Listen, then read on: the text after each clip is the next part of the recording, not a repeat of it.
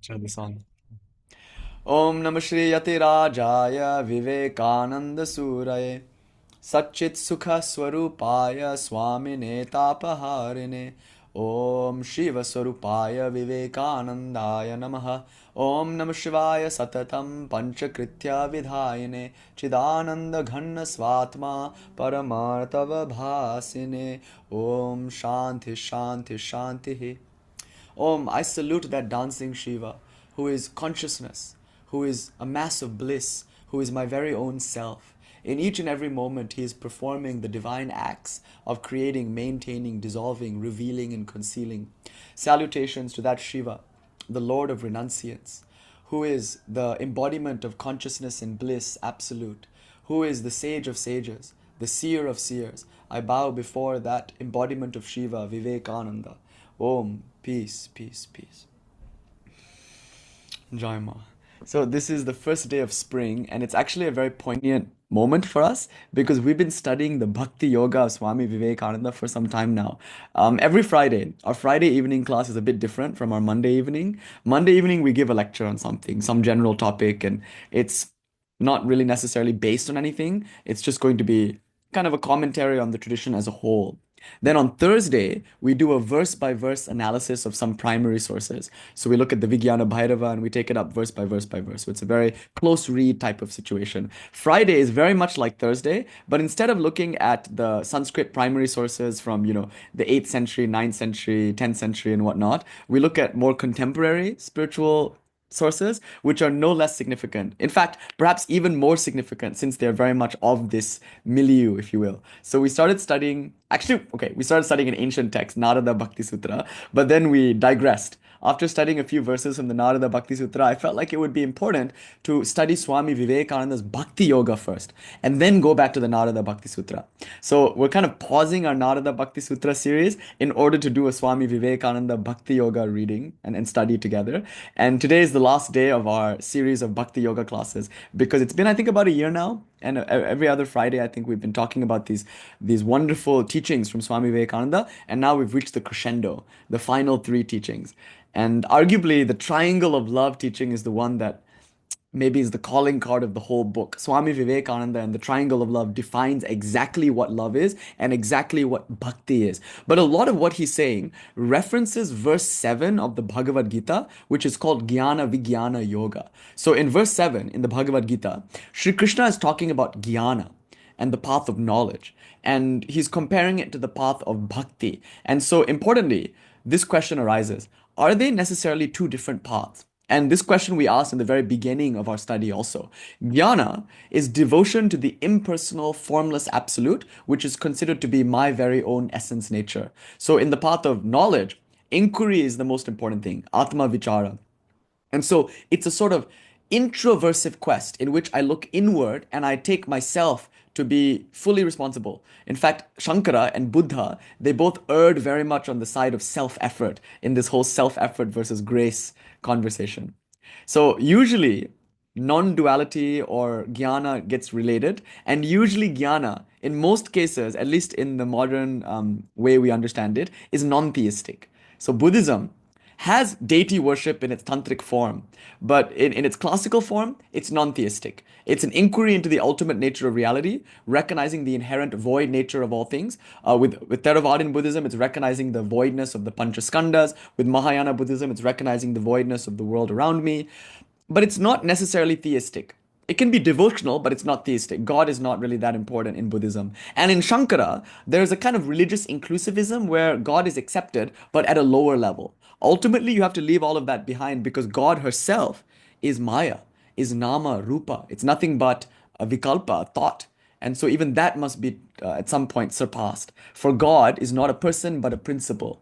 So even in Shankara's Advaita Vedanta, even though it's a little bit more receptive and encouraging of theism in the beginning, in the end, absolutely speaking, it rejects theism. In the absolute nature of reality, God is a delusion. Swami Ashokananda said it best. What you call God in error, you call the self in knowledge.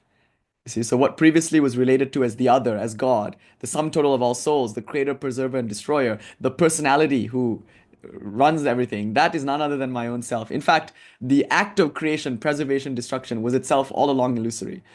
There is no world because there is no God.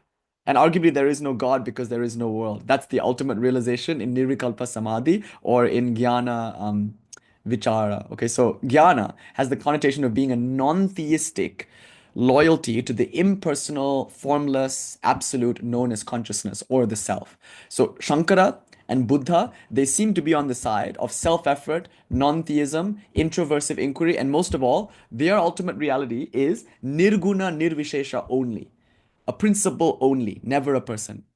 Contrastingly, the bhaktas take the almost opposite view. For them, although self effort is admitted, grace is the main thing. God's grace is the be all end all. Liberation only comes through grace, and grace only comes from God. Secondly, theism is the most important thing. God is the central focus of the tradition, and God is that personality who creates, maintains, and destroys. And the path is really an extroversive outpouring of love for God, who is conceived of as the sum total of all souls. Notice, in the first case, Atman is the emphasis. And they'll say Atman is Brahman. The self is God, but the self is the focus. So asking myself, what am I? That's the properly jnana question. Then, in the second case, it's about Brahman. Brahman meaning the vast or the absolute. It's extroversive. It's about looking out. It's asking the question, what are thou? And that's called bhakti. So when it's about God, it's bhakti. When it's about the self, it's jnana. And never the twain shall meet. So it seems to be a tension. And in Indian history, that's the way it's usually experienced. Like Ramanuja is very upset about Shankara. And Shankara and the followers of Shankara respond against Ramanuja. And there's this whole question as to whether or not God is a principle or God is a person, if it's even productive to use the word God, is there a universe, and if there is, who created it, was it God or my own superimposition or ignorance? All this debate is going on throughout the centuries. And so with Paramahansa Sri Ramakrishna, we saw something quite interesting. He was a jnani through and through. And Swami Vivekananda said he was all jnana on the inside, which is kind of a remarkable statement. So at times, he would wax lyrical in a jnana kind of way. But outwardly, he was the perfect bhakta. In fact, he would say to people, it makes no sense to say I. If you say Soham, I am Brahman, it doesn't actually look real for you. Like in your life, you still live like a bound soul, like an individual with your desires and your fears. So it's hypocrisy to say I am Brahman and then act like an individual. So you would say it doesn't really help you. It's not spiritually nourishing to say Soham, Soham, Aham Brahmasmi. Rather than saying I am, say thou art, O Lord. So he invited us to say thou. And he seemed to encourage more bhakti oriented spirituality. So outwardly, Sri Ramakrishna would sing and dance and cry, and he would pray and he would go into ecstasies. He was the mystic par excellence. So he's very much like a Sufi or a Christian mystic or like a Vaishnava ecstatic or like a Shakta in love with the Divine Mother. He was a mystic, having mystical visionary experiences. And mystics tend to be, for the most part, of a devotional bent. So Sri Ramakrishna is outwardly a bhakta, but according to Swami Vivekananda, he is inwardly a jnani, which is an interesting claim. And then, conversely, Swami Vivekananda said to Sister Nivedita, his foremost disciple maybe, he said, I am all bhakti on the inside, but outside I'm a jnani. So this kind of paradox, Vivekananda presents as a jnani, but he says that inwardly his true heart is all bhakti, whereas Ramakrishna presents as a bhakta, and inwardly he's all jnana. And so what we're supposed to understand from this is Sri Ramakrishna is Kali and Vivekananda is Shiva, and the two are both valid readings of one and the same reality. Jnana is bhakti, spoken of in a different point of view, and bhakti is jnana, spoken of in another point of view. So these final few lectures take up that question. What's the relationship between jnana and bhakti? And Swami Vivekananda is going to say, there's no relationship because they're not two. They're the exact same thing. What's the relationship between Shiva and Shakti? One of identity, one of non-difference. There's no relationship between the heat and the fire. Heat is the property of fire. In a sense, whiteness is milk and milk is whiteness. Of course, chocolate milk aside. But jnana is bhakti and bhakti is jnana. That's what Swami Vivekananda is going for in this final three lectures, if you will. And as a treat, if you don't mind, to close out our reading of Swami Vivekananda, I'd like to read to you a little bit from this wonderful book called The Life of Swami Vivekananda by Eastern and Western Disciples. There's a scene where Swamiji like loses his shit. He like just blows up. He's being challenged by his brother disciples. And that's good, you can see how the disciples of Sri Ramakrishna were not like bootlicking toadies. They're all individuals who thought for themselves and were critical thinkers of the master's message and opposed, and they were willing to oppose Vivekananda when they felt that he was departing from his master's message. I mean, he was the foremost disciple of Sri Ramakrishna, the God-man of modern India, and yet he never mentioned Ramakrishna, except on two occasions when he was touring in Europe and in the US.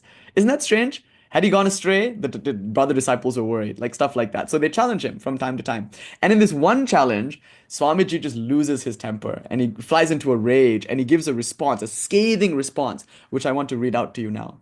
It's the lesser known Swamiji, if you will. Swamiji, the man, the person, not the idealized hero of modern India.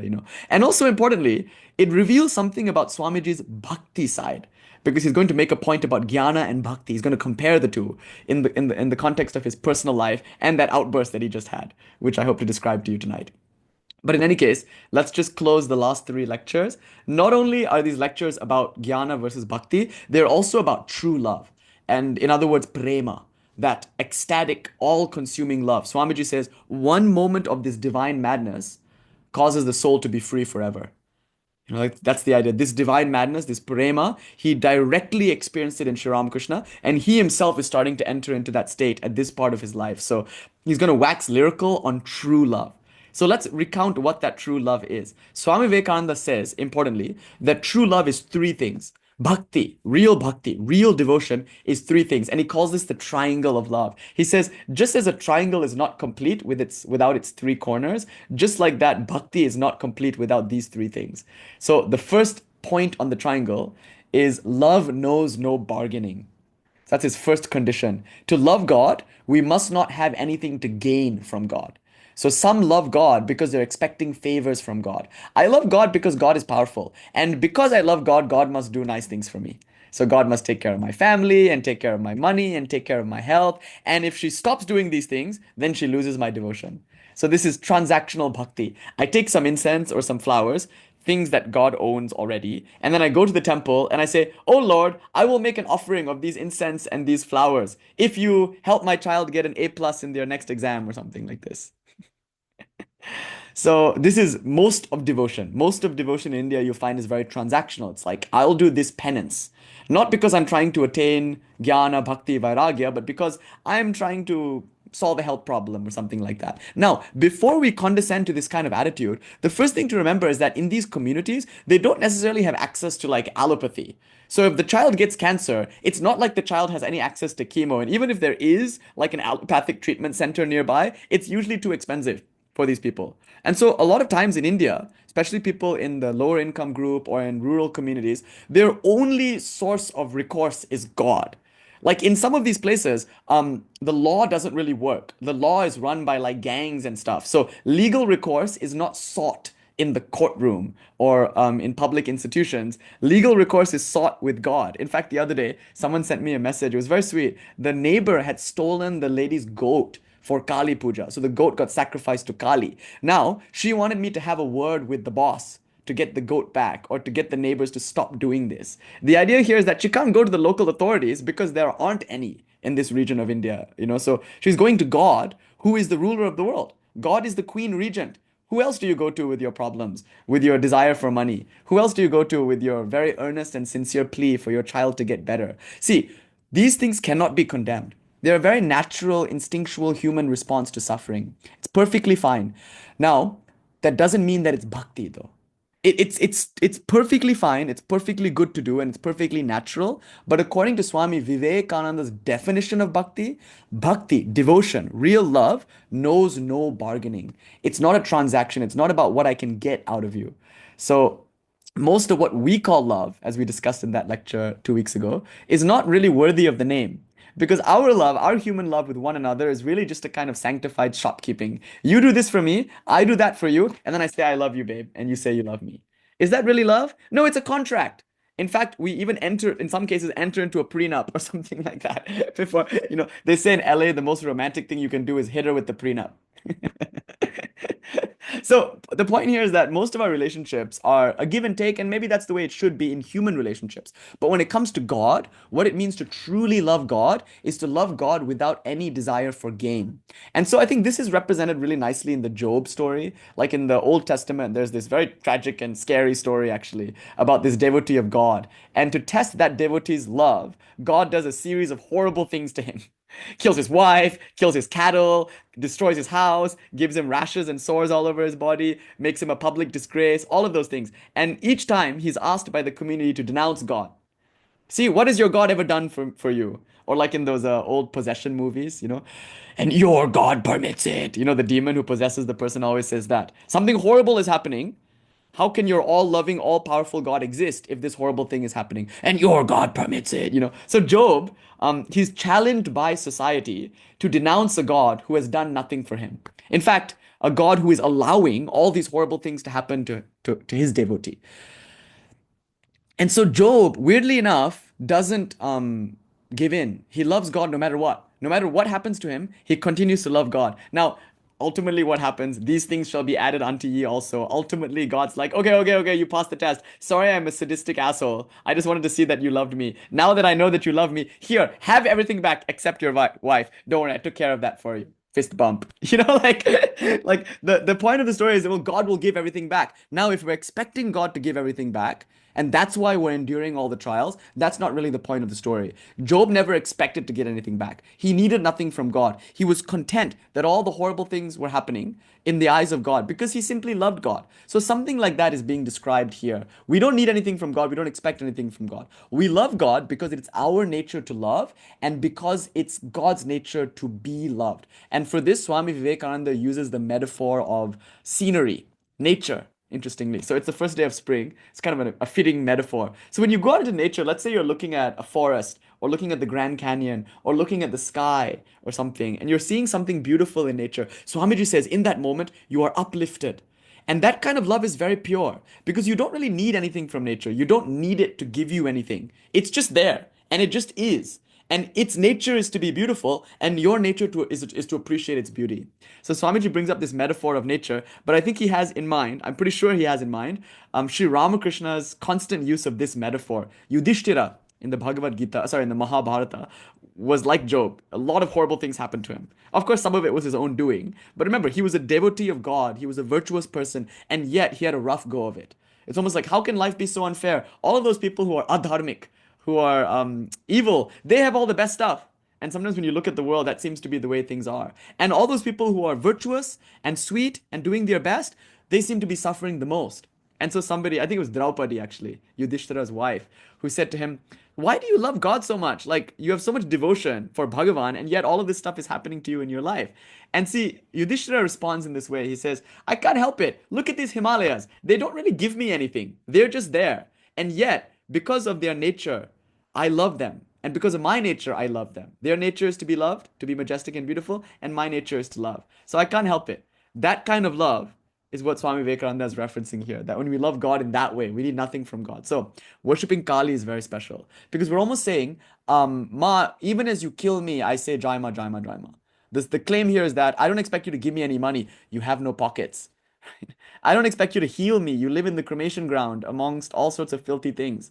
You're covered in blood and your incense is the funeral pyre. What can you do for me in terms of the world? That's why we often joke. You can't really go to Sri Ramakrishna and ask for worldly stuff. He doesn't have any pockets. He himself, in that time when he was around, wouldn't respond to this kind of thing. People would be like, please help me. And he says, oh, I can't make such a request. So that kind of love for God that has nothing to gain is the first step, or not step, but the first prong of the three prongs of the triangle. So it's love knows no desire, or love knows no bargaining. So the next prong, love knows no fear. And this is where it gets very interesting. Many people come to Kali because they want power. That's not love. It's not ma, it's me. So I'm saying ma, ma, ma, but what I really mean is me, me, me. As Swami Bhajananandaji once joked. So it's not me for ma, it's ma for me. I want power. That's called desire. But many people also worship out of fear. I'm afraid I'll go to hell. So the only reason people worship God is because if they don't, they're told that they will have to suffer hellfire. And so Swamiji calls this out as a degenerate kind of thing. that to love God out of fear is very pitiful. And then he points out that love and fear can never exist in the same place. Here he gives the example of a mother faced with a lion. Say a woman is suddenly faced with a fierce lion. She might at first run away unless her child is there. If her child is there, as Tess will tell you, or any mothers in the room will tell you, then she becomes fiercer than the lion. And she will stare down the lion and roar and chase the lion away to protect her child. You see, the love that she has for her child overcomes the fear that she feels for the lion. Where there is love, there cannot be fear. And since this statement, many, modern psychologists and psychotherapists have confirmed something like this, that there are two base emotions, love and fear. And fear is a lack of love is a lack of fear, that they're actually kind of antithetical. So here Swamiji is saying when you love God, you have no fear of God. So those who are afraid of like, oh my God, Kali will smite me, or oh my God, I'm doing something wrong or something like that. That's sweet, it's cute, but it's not love. Love is fearless, love is desireless. And notice, is there such a person in this world who has nothing to gain and nothing to lose? What do you call such a person? Hint, hint, a jnani. See, the argument here is that there is only one person who can really love God, a person who has nothing to gain and nothing to lose. But who is that person of perfect renunciation? If not a person who has understood the inherent voidness of the ego, the emptiness of the panchaskandhas. The person who has seen that they are not the body and not the mind. The person who has seen that this world is an illusion. Therefore, the things that I desire are not worth attaining, and the things I fear are not worth avoiding. Both of those things are merely projections of the mind. A jnani is a person who can abide in the present wordlessly. See, a jnani is free of words. A jnani is free of story. And ultimately, what is desire and fear, if not a constantly recurring story in the mind? Only by putting this story to rest is a person able to truly love. So arguably, without jnana, there is no bhakti. That's why the question of like jnana or bhakti. No, jnana. Jnana wins 10 out of 10 times. And I'm going to point to Sri Krishna. He himself says this. Jnana is the best. Jnana is the highest. Why? Because you can't even touch bhakti. You can't even get to love. You won't even ever understand what love is until you have first renounced. And you can't renounce until you first have seen the truth. So we say avidya, or Shankara says, avidya, ignorance, leads to kama, desire. Because ignorance is of the form, I am this limited body and mind, I don't have enough, and also I'm in danger. That's ignorance. And because of that comes kama, desire. And kama is both raga, desire to attain, and dvesha, desire to avoid. So because of ignorance comes kama, meaning raga, dvesha. And because of kama comes karma. Karma means action. And not just karma, by the way, karma. Karma means action, but karma means like a doership. It's the adjectival form in the Sanskrit. Karma, the feeling that I am the doer in order to avoid what I don't like and to get what I do like. And that creates repercussions that I have to keep being born again and again to suffer. Whether they're good or bad, I have to keep being born in order to reap the fruits of what I sowed, So this is the formula. Ignorance, avidya. Another word for saying avidya is ajnana. Lack of knowledge leads to kama, desire, which is my aversion and attraction to the world, which leads to my actions, which leads to samsara, the dukkha chakra, punarapi, marana, punarapi, janma, like the again and again dying, again and again birthing situation I'm in. So the solution to all of this is jnana. Jnana counteracts ajnana and deletes kama. I have nothing to gain, nothing to lose now. And that makes me ready for bhakti. You see, so what we're claiming here is that only a very mature person who is very far along on the path will understand what it means to love God. Because we each of us have something to gain and something to lose until we don't. So I think that's the first claim. If love is truly desireless and if love is truly fearless, it is the jnani alone who is desireless and fearless. It is the jnani alone who can love, actually. Then the third thing, and this thing is interesting, the third point of the triangle, you can't even argue it's the apex of the triangle because all three are equally important.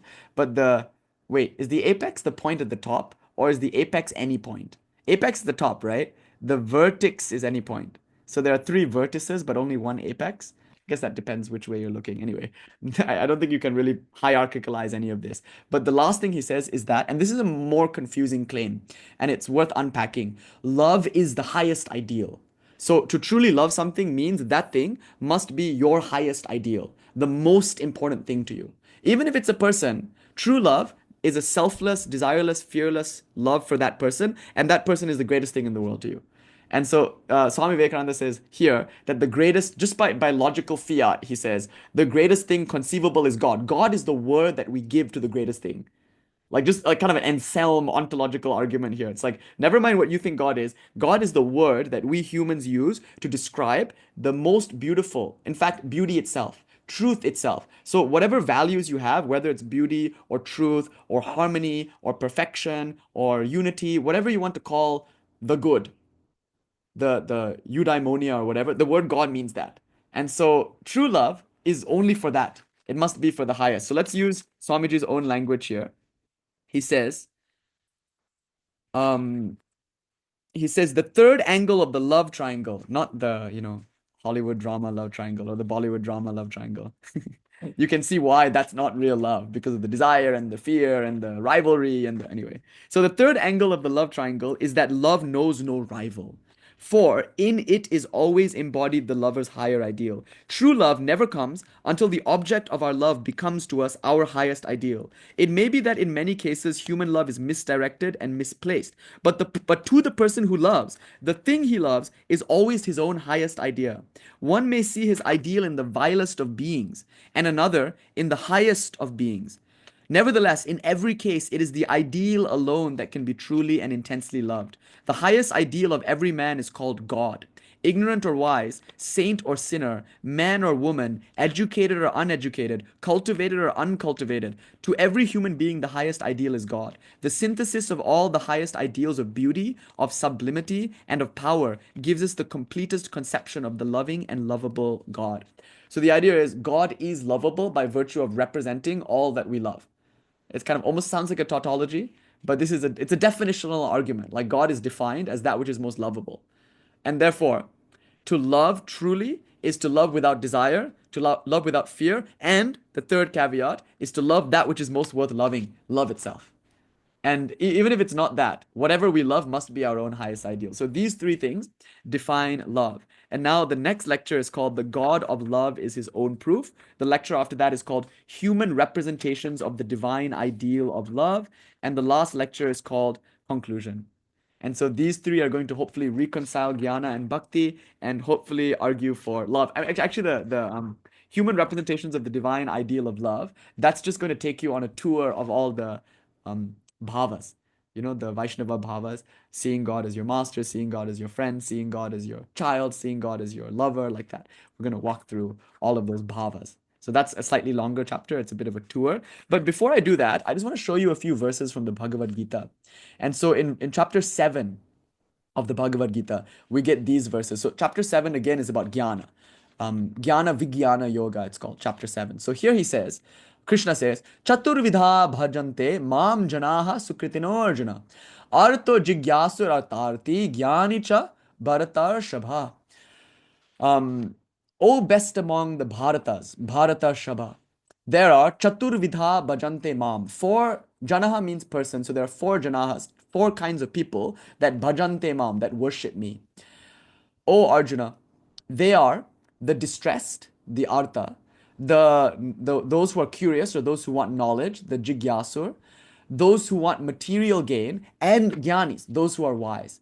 So of these four, tesham, of these, jnani, nitya yukta eka bhaktir vishishyate, priyo hi jnani no tyartam, aham sacha mama priyaha. Of these, the jnanis are the highest, vishishyate. For they worship me constantly, nitya yukta, because they are me in a sense. Eka bhaktir, single-pointedly, and they worship me all the time, everywhere, single-pointedly. Therefore, they are certainly, or not therefore, it doesn't really say therefore, but it says, Priyo hi jnanino tyartam aham. I am very dear to them. And sacha mama priyaha, and they are very dear to me, for they are me.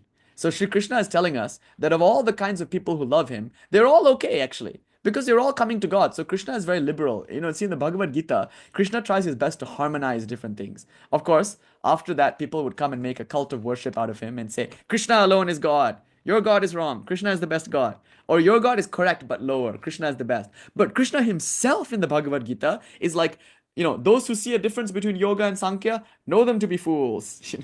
There's no difference between these various schools, and he's really trying to harmonize all the elements of Indian philosophy that are available to him at that time. So Krishna might be the world's first religious harmonizer, at least that we know of in terms of literature. In any case, he's not saying that these other types are bad. Those who come to me who are distressed, maybe their child has cancer, they need help, or they have cancer, they need help. That's not bad. Makes sense that they come to me. And some come to me because they want to know me. They're curious. They want to have an experience of me. Again, that's not bad. The fact that they don't really want material gain doesn't necessarily make them better. They still want something and they want to know me. They want to see me and experience me. That's another kind of devotee. And then there's somebody who wants to take from me, wants to gain something from me. They're not distressed, but they're covetous. They want some money or success or fame or something. No problem. They're all devotees. There are four kinds of devotees, and I consider them all devotees. But, and he says, Teshyam, there's Vishishyate, there's the highest. My favorite. And he says that, Priyaha, he uses the word. The ones that are dearest to me, and those that I am dear to, those are the Jnanis.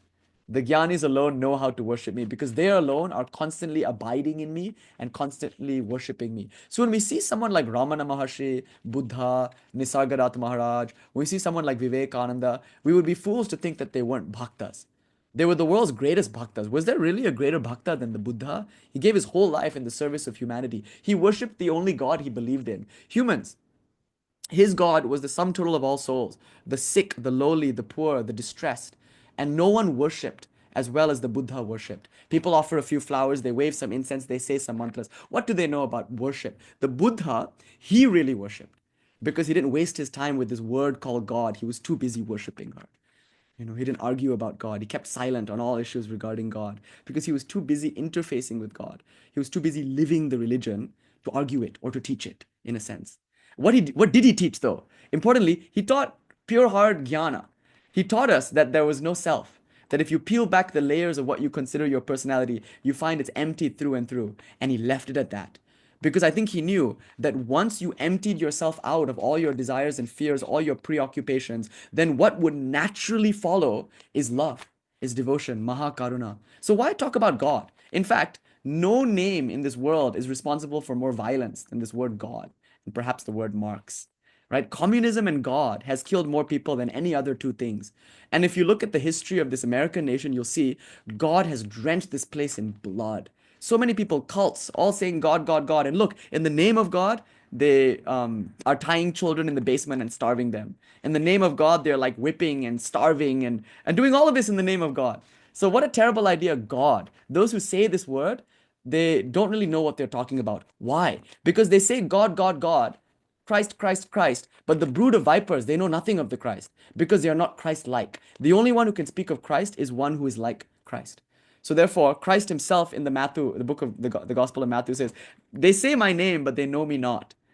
When the day of judgment comes, I'm going to be like, I didn't even know them. Who are these people? They're not with me. Christ will say to the bouncer as everyone's going into the club or something like that. But they use the name of God and the Lord and whatnot. But you see, the reason why they cannot properly use the name is because when you look at their lives, you see desire and fear. Until that is overcome, until a person is perfectly desirous, desireless, until a desireless person is also quite desirous. That's the problem. They shine with the glory because there's so much prana, The prana is not being wasted in these ego-driven desires and fears. That person who is desireless, fearless, in short, that person who is a perfect jnani, alone can love God. So Christ had nothing to gain, nothing to lose. So he was a great lover. Buddha had nothing to gain, nothing to lose. So you see, the wisdom of someone like the Buddha is not that he is non-theistic. His pedagogy was just excellent. He knew that he had to free us first of our preoccupation with the self before we can start to love God. So in a sense, jnanis are God's greatest lover. God's greatest lovers. And bhaktas, they're God's greatest knowers. So someone like Sri Ramakrishna, when you ask him about anything, and again, Jnani doesn't necessarily just mean a person who has mastered Advaita Vedanta. It can also mean a person who knows a lot about God. See, Ramanuja is a Jnani in a sense because he teaches philosophy and reasons out God, So Sri Ramakrishna could do that because he experienced God. So having put all this together then, we can see that in the Bhagavad Gita, there is somewhat a similar argument for this triangle of love, that only the fearless can love God. That's why I think the love of Kali is very special. Or even the love of Jesus is very special because when we look at Christ on the crucifix, we're choosing to love a crucified God. There's something special about that, you know? We're looking at someone at their weakest and recognizing that they're at their greatest at that moment. We're looking at death and disease and destruction, and we're saying, ah, the spirit is exalted in times like this. And when we pray to Kali, we're saying, though she may ruin me, though she may destroy the world, I will still love her. For she is lovable, and I am a lover, and I have nothing to gain and nothing to lose. So, Jnanis love Kali. You find that often with like Abhinava Gupta and Ramakrishna and Vivekananda. A lot of them have a special taste for Kali because Kali also represents God in and as all things. You know? So there's no distinction between the world and God anymore. Trying to see God in immanence, that's the sadhana of Kali, if you will. So bhakti to Kali comes very naturally to a Advaitin, I think. Mm. So the triangle of love chapter is so important, and it's one of the greatest like takeaways from this book. And of course, the chapter right before that was called "The Higher Knowledge and the Higher Love Are One to the True Lover." That was the chapter right before. I won't read it again because we already read it, but hopefully this explains that chapter a bit more. Okay, now let's start a new chapter and come to the end of our reading, if you don't mind. This next chapter is called "The God of Love is His Own Proof." What is the ideal of the lover who has quite passed beyond the idea of selfishness, of bartering and bargaining, and who knows no fear? Even to the great God, such a man will say, I will give you my all, and I do not want anything from you. Indeed, there is nothing that I can call my own. You know, in the previous chapter, Swamiji said, even to ask for devotion, to ask for knowledge, to ask for renunciation, even these are selfish. Asks, you know, I want to see you. Why should I have to see you? I don't need to see you. Never reveal yourself to me if you want. I don't care. I'll love you all the same. See, even asking God to do you spiritual favors, even that is kind of a veiled form of spiritual greed here. It's better, of course, than asking for other things, but we don't need to ask that even. Why should I ask God to appear? Why should I ask for knowledge or renunciation? Is it not enough to simply love? Love is its own ideal. In love, I have found my greatest joy. What more do I need than the simple act of loving you, even if you don't love me back, even if you kill me, even if you scorn me? And there's a beautiful scene where Sri Ramakrishna, just for fun, stopped paying attention to Vivekananda, to Narayan. Remember, prior to this, anytime Narayan would walk into the room, Sri Ramakrishna would make a fuss. He would go into Samadhi, he would feed Narayan with sweets, he would praise him to everyone around. Some of the people in that room were like the upper echelons of Bengali society at that time. Keshav Chandra Sen, who had dined with the queen, was sitting there. And this young 19-year-old scruffy child, Ramakrishna would say, Keshav only has one power. He has 18. See, Ramakrishna would praise Narayan above Keshav, and this would really embarrass Narayan, you know. But imagine, after weeks of this kind of treatment, of being praised by Sri Ramakrishna, suddenly he stonewalls you. Suddenly you get the cold shoulder. Just for fun, almost. Sri Ramakrishna turned away from Narayan. He didn't say a word to him, and when Narayan would come in, he would like turn away like this. Inexplicably. Narayan hadn't said or done anything to provoke this. Sri Ramakrishna just was testing him, it seemed. Anyway, Narayan kept coming. And then one day, after like a long time of doing this, of giving him the cold shoulder, finally Sri Ramakrishna was like, why do you keep coming? What, you know, I'm not talking to you. I'm not even looking at you. Why do you keep coming here? And Swami Vivekananda's response, young Narendranath's response was stunning. He said, I come here because I love you and I like to hear you talk. I don't really need you to look at me or talk to me. I just come here because I love you. And that's how we should love God. Somebody once asked me, it was a very beautiful and cute question, actually. He asked me at the end of a beautiful retreat, you know, we were just basking in the afterglow of the retreat. And he asked me, I love God, but how do I know that God knows I exist even? You know, she could just be like a girl on the internet I have a crush on. He even used that language. He was like, Ma is like this girl on the internet that I have a crush on. I'm obsessed with her. I worship her. My whole day is planned around her, but she doesn't even know I exist. Um, and I like the response is like, why should it matter to you? It's her nature to be loved. It's your nature to love. That love itself is enough. It doesn't matter whether or not God knows I exist. And even if God is cold shouldering me, even then I shall still love her because like I love the Himalayas, you know, like that. So this is the question. Such a person will say, I will give you my all and I do not want anything from you. Indeed, there is nothing that I can call my own. When a man has acquired this conviction, his ideal becomes one of perfect love, one of perfect fearlessness of love. The highest ideal of such a person has no narrowness of particularity about it. It is love universal, love without limits and bonds, love itself, absolute love. This grand ideal of the religion of love is worshipped and loved absolutely as such without the aid of any symbols or suggestions. This is the highest form of para bhakti, the worship of such an all-comprehending ideal as the ideal. All the other forms of bhakti are only stages on the way to reach it. You see, so even the image of Kali, the murti on the altar, all of these are very helpful. You know, Sri Ramakrishna, Swamiji once he said, if worshipping idols can create a Sri Ramakrishna, then I say take 1,000 idols. The idea is that idol worship, it's wonderful because it produced a Ramakrishna. It's produced countless saints and sages in India who have attained this love universal. So there's no point talking about love universal. We should attain it. But what Swamiji is here saying is that this love, it captures more than just what the image is able to capture. So at this point, God becomes also God. Importantly, that's also included. But it also becomes everyone and everything. So again, you can see how Jnana and Bhakti is sort of merging together. And here you can say at this state, everything is seen as God's. In other words, everything is seen as God, and even this body is seen as God's, and this mind is seen as God's, and then I disappear. There's no room left for me to stand. God is constantly gaining ground on me, you see, as I deepen my love for her. She constantly takes one thing after the other until I'm no longer there, and only God is. Then what will I do? Then that's Advaita, actually. Then I don't have to use any symbol. I don't need a temple anymore. The whole world becomes my temple. I don't need any idol. Gene becomes the idol. I can worship him just as readily as I can worship God. Is there really a difference between the son and the mother? Same thing, actually, in a different form. So that's the idea. This love doesn't need any symbols or suggestions. The highest form, it's called para bhakti. And other forms are only stages on the way to reach it.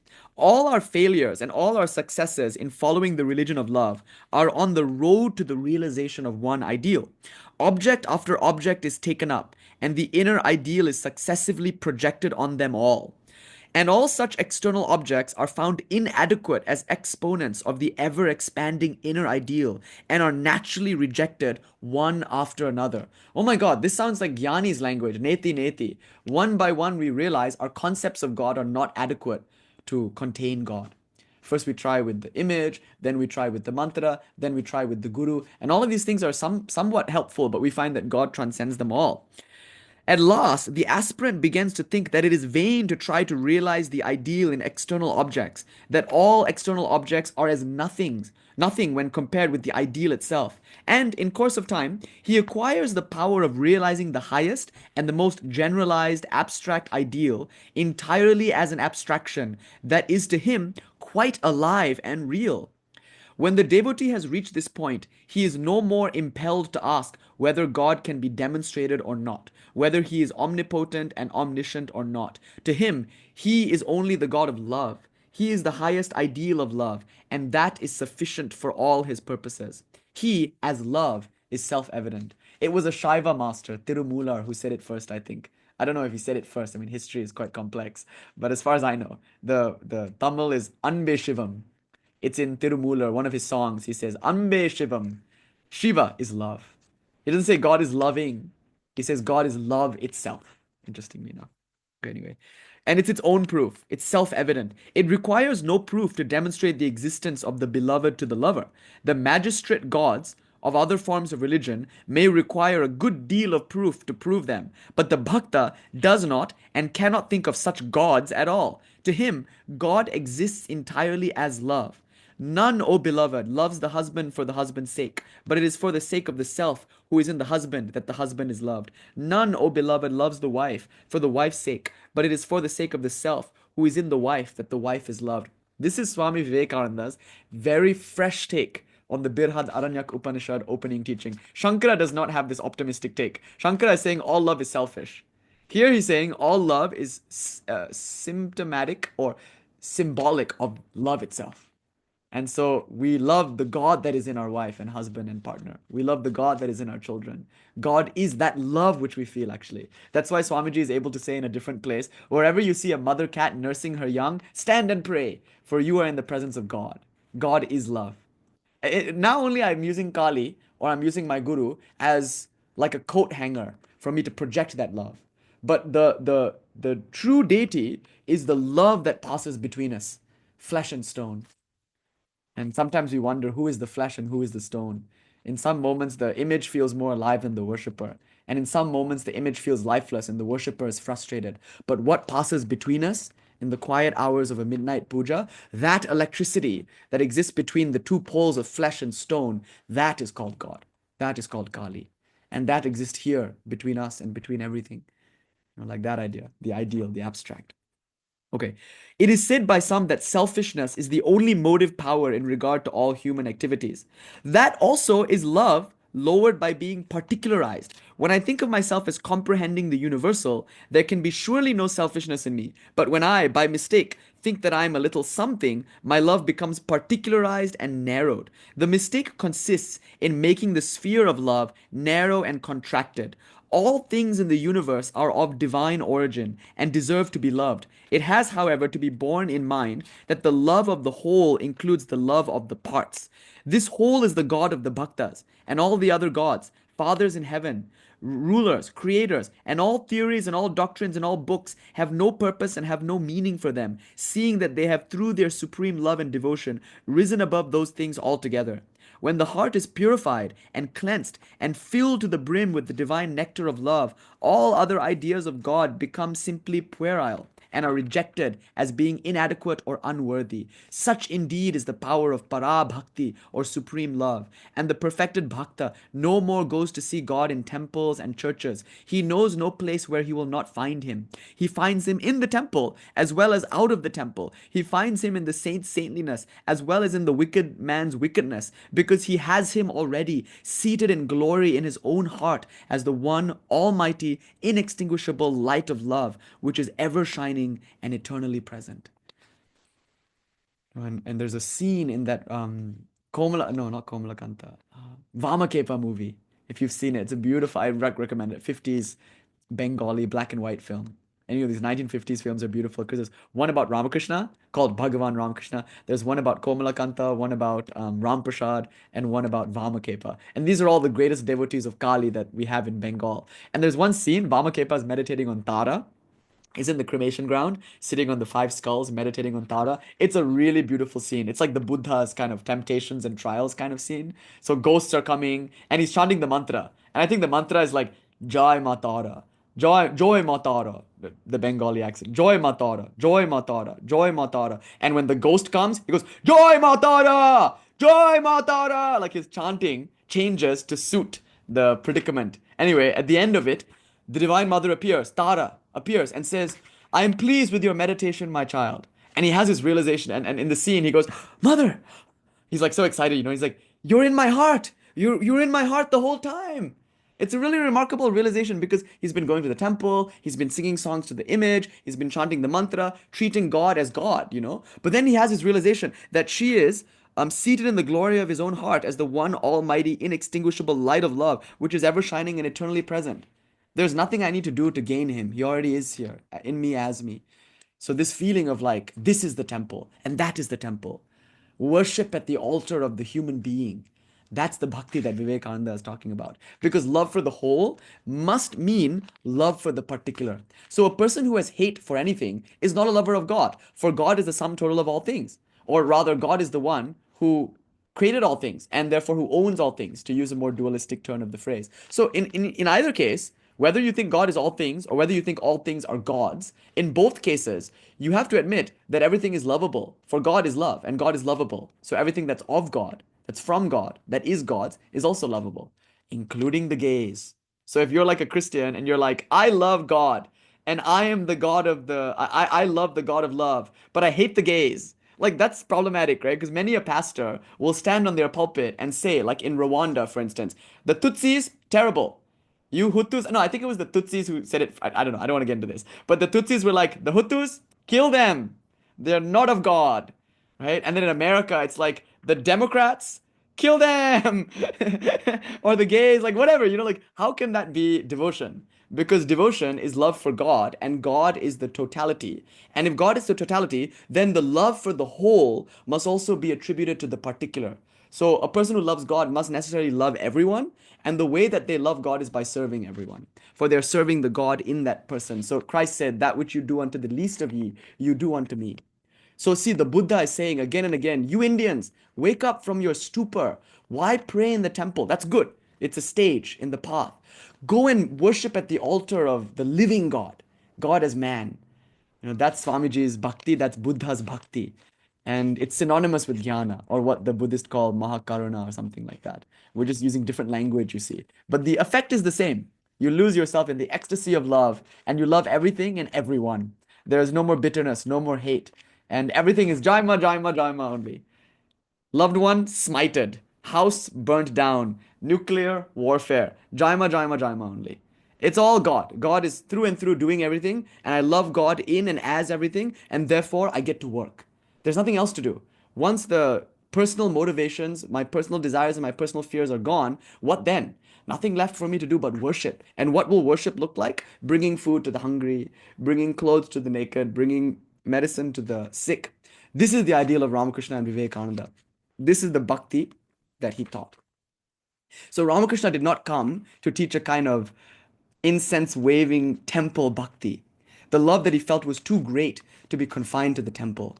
So Swamiji did exactly what the Buddha did. He showed us what real bhakti was by showing us what God really is. Immanence. That which we call God, the transcendent absolute, it's here in me and it's in everything also. So what will we do as bhaktas but serve and worship? Like that. So that idea. And the next chapter is a bit long. Human representations of the divine ideal of love.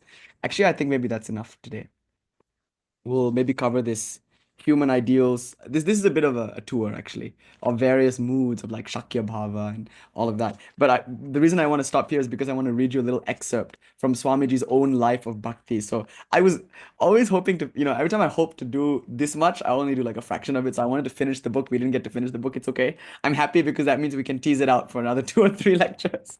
We can stay with this book a little longer because it's so wonderful. But anyway, I'm going to put it down for now. And let's look at this portrait of Swami Vivekananda's bhakti. And here you see like a kind of tension actually between bhakti and jnana in Swamiji's own personality. So I'll take you to the scene now.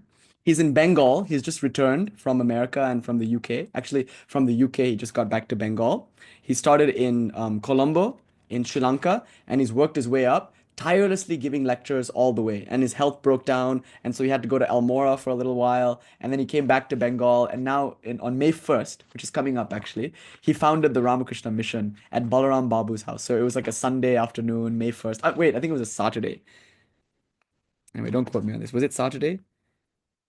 It's really not that important right now. Yeah, okay. It was Saturday. It was 3 p.m. Saturday, May 1st, 1897, at Balaram Babu's house. So Balaram Babu's house is so fun. The first time I went there, everyone was singing. And that's exactly what it would have been like in Ramakrishna's time. So the house is always rocking. Like how they say at the Hard Rock Hotel, don't when this house is rocking, don't bother knocking, come right on in. Like that. Similarly, Balaram Babu's house is like that. It's really and the best chai in Kolkata, I think, is in the alleyway down the street from Balaram Bose's house. So my favorite thing to do is go there and then go and have BD and chai down the street. It's fun. Anyway, and it's not like a regular chai wala. It's like a fancy chai wala. Okay, never mind. I better not get into it. Otherwise, the chai bhakti will come and drown the lecture in sugar and milk and mild flavor of tea. Anyway, so May 1st, Saturday, 1897, 3 p.m., he founds the Ramakrishna Mission. And he talks about the methods and what the work looks like in India, what the work looks like in America, etc., etc.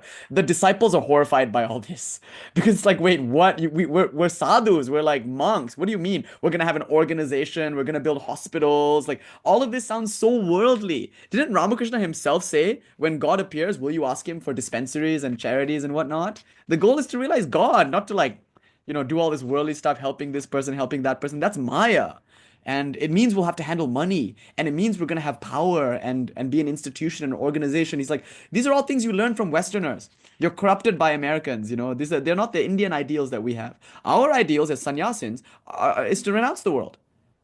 That's our ideal. So what's all this? So anyway, he's challenged, right? So the meeting had broken up and most of the lay members had departed. The Swami said to Swami Yogananda, so the work has now begun in this way. Let us see how it succeeds by the will of Sri Ramakrishna. What a beautiful and prophetic statement. And then Swami Yogananda, you are doing these things by Western methods. Would you say that Sri Ramakrishna left us any such instructions? Challenged. right? And here's what Swamiji says. How do you know that these methods are not in keeping with his ideas? Sri Ramakrishna was the embodiment of infinite ideas. Do you want to shut him up in your own limits? I shall break those limits and scatter his ideals broadcast all over the world. He never instructed me to introduce worship of him and so forth. The methods of spiritual practice, concentration, and meditation, and the other higher ideals of religion that he taught, those we must realize and teach to all men. Infinite are the ideas, and infinite are the paths that lead to God. I was not born to create a new sect in this world, too full of sects already. Blessed are we that we have found refuge at the feet of our Master. It is our duty to give the ideas entrusted to us freely to the whole world. Swami Yogananda did not dissent, and so the Swami continued.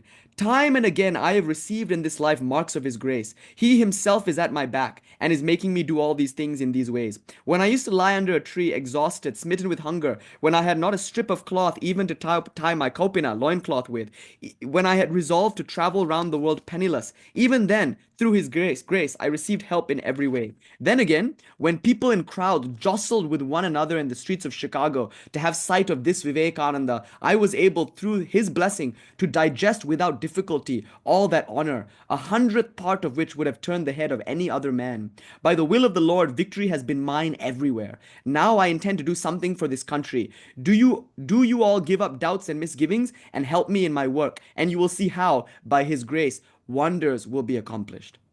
The thing is, Sri Ramakrishna is far greater than his disciples understand him to be. This is why Swami Yogananda said, okay, whatever you will shall come about. We are always ready to follow your leading. I clearly see that the Master is working through you. Still, I confess, doubts sometimes arise in my mind. For as we saw it, his methods of doing things were so different. So I am led to ask myself whether or not we are straying from Sri Ramakrishna's teachings. The response, the thing is, Sri Ramakrishna is far greater than his disciples understand him to be. He is the embodiment of infinite spiritual ideas capable of development in infinite ways. Even if one can find a limit to the knowledge of Brahman, one cannot measure the unfathomable depths of our Master's mind. One gracious glance of his eyes can create 100,000 Vivekanandas at this instant. But if this time he chooses instead to work through me, making me his instrument, I can only bow to his will. It was the Swami, among all the disciples of Sri Ramakrishna, who saw in the Master not a person only, but a principle, not the apostle of realization and renunciation only, but that of service to humanity in the spirit of worship also. Did not the Master himself renounce the bliss of Brahman to be of service to mankind? Did he not treat all beings as divinities every moment in his life? Who among his disciples had not seen his unhappiness at the sight of poverty and misery, and his touching solicitude over their relief? True, this phase of the Master's personality was overshadowed by the sublimity of his illumination, by his superconscious flights, and by his utterances of wonderful power and charm, exhorting all to seek the highest. It was left to the genius of Swami Vivekananda to interpret Sri Ramakrishna's life and teachings from all angles. It was left to this great disciple to bring out and emphasize the human side of his Master's nature and message, and to clear away the misconception that prevailed in the minds of many, that renunciation and service were conflicting ideals which could not be combined without detriment to one another. So anyway, then another occasion, this is where it gets really dramatic. So this is a taste of a little bit of the tension, right? Now he's going to blow up. So this next piece is quite profound. On another occasion, after that of the above conversation with Swami Yogananda, when the Swami was staying at Balaram Babu's house, he was talking in a light mood with some of his brother monks and with some lay disciples of the Master. At such times, he would be full of wit and jokes. Swami Adbhutananda was taking him to task for not preaching the ideas of Sri Ramakrishna and was challenging him to prove how his plans could be reconciled with the latter's teaching. Sri Ramakrishna insisted above all on bhakti and on the practice of sadhana for the realization of God, while the Swami, Adbhutananda pointed out, was constantly urging them to go about preaching and serving the poor and the deceased, those things that turned the mind outward, which was the great impediment to sadhana. Then again, the Swami's idea of starting mutts and homes of service for the public good, his ideas of organization and of patriotism, which were undoubtedly Western in conception, his efforts to create a new type of sannyasin with a broader ideal of renunciation, and other ideas similar in spirit, were incompatible with Sri Ramakrishna's ideal of renunciation and would surely have been repudiated by him. The Swami first took these observations of Swami Adbhutananda lightly and retorted jokingly, saying, "What do you know? You are an ignorant man." Okay, remember, Swami Adbhutananda, his name is Lattu. they would call him Leto. And Swamiji, kind of jokingly but in a loving way, would call him Plato because he was totally unlettered, unschooled, and very simple.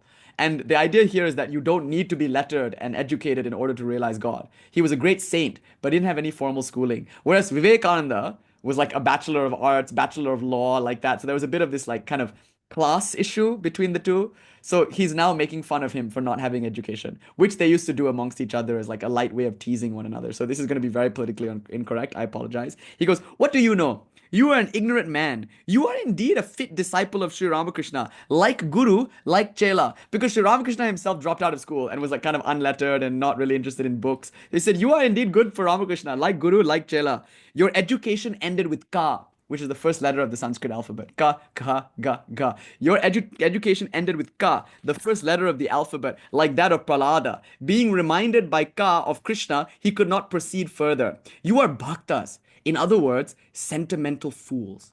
What do you understand of religion?" See? What an idea. He said, "You are bhaktas." In other words, sentimental fools. What do you understand of religion? Remember, he's in a mood, right? Okay, and now he says, "What do you understand of religion? You are babies. You are only good at praying with folded hands. Oh Lord, how beautiful your nose is, how sweet your eyes are," and such nonsense. And you think your salvation is secured? That Sri Ramakrishna will come at the final hour and take you up by the hand to the highest heaven? Study, public preaching, and doing humanitarian works are, according to you, Maya, because Sri Ramakrishna did not do them himself. Because he said to someone, "Seek and find God first. Doing good to the world is presumptuous." As if God realization is such an easy thing to achieve, as if he is such a fool as to make himself a plaything in the hands of an imbecile.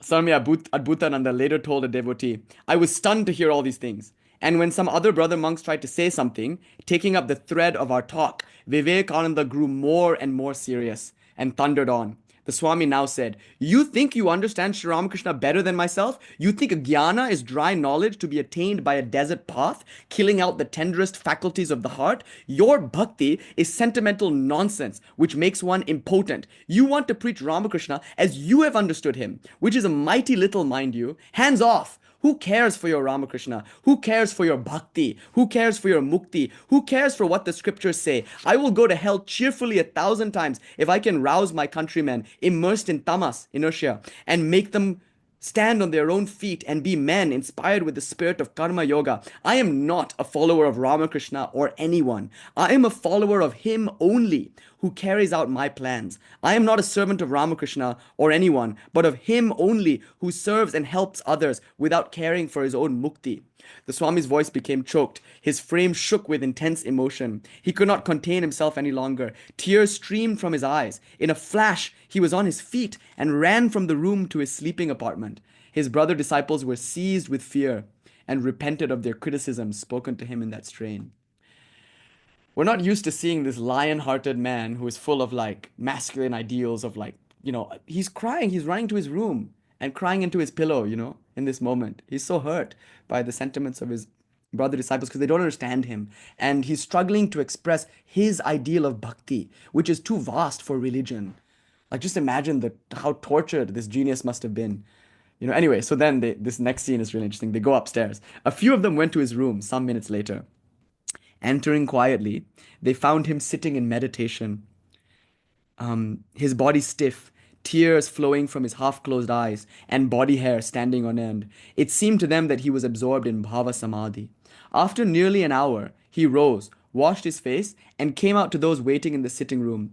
The atmosphere was tense. At length the Swami broke the silence, saying, "When one attains bhakti, one's heart and nerves become so soft and delicate that they cannot bear even the touch of a flower. Do you know that I cannot even read a novel nowadays? I cannot think or talk of Sri Ramakrishna long without being overwhelmed. So I am trying and trying always to keep down the rush of bhakti welling within me." What a beautiful idea. He's chastising this false notion of bhakti that he sees in the world around him. He himself has attained prema, and now he's saying, I'm struggling to suppress the onrush of bhakti welling within me.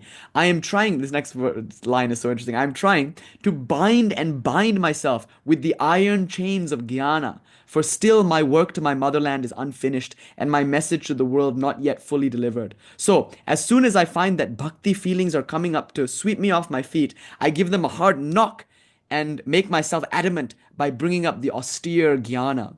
Oh, I have work to do. I am a slave of Ramakrishna, who left his work to be done by me, and will not give me rest till I have finished it. And oh, how shall I speak of him? Oh, his love for me. Swami Yogananda and others, fearing a return of his devotional fervor, asked him whether he would not like an evening stroll on the roof, since it was warm in the room. They took him up there and diverted his mind with ordinary conversation till it was far into the night, and he was his normal self again.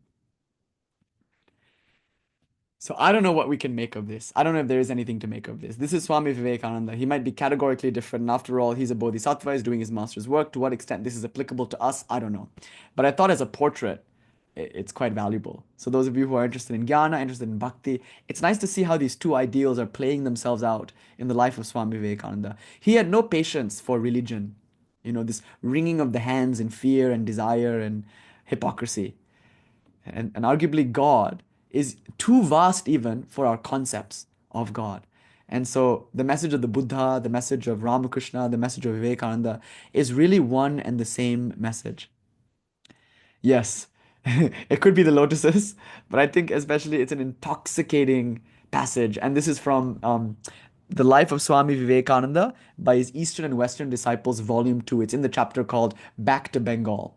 So we'll stop there for now, maybe. And if anybody has any questions, we can maybe take a few shares, comments, concerns, responses, rebuttals, complaints. Om Shanti Shanti Shanti Hari Om Tat Sat Shri Ram Krishna Arpanam Astu. Jai Ma. Jai Ma. Om Kali. Om Kali.